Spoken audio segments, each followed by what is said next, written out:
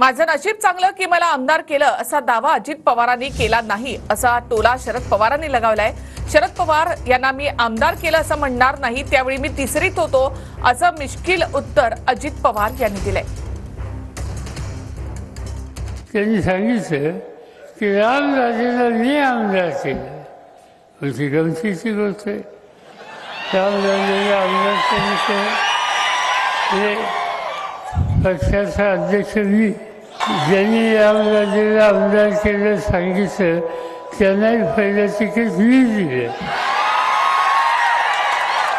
शासन मंत्रिमंडळामध्ये आम्ही लोकांनी घेतलं आणि त्यांनी सांगावं रामराजेंना मीच केलं। माझं नशीब चांगलं आहे, ते असं सांगितलं होतं की पवार साहेबांना सुद्धा मीच आमदार।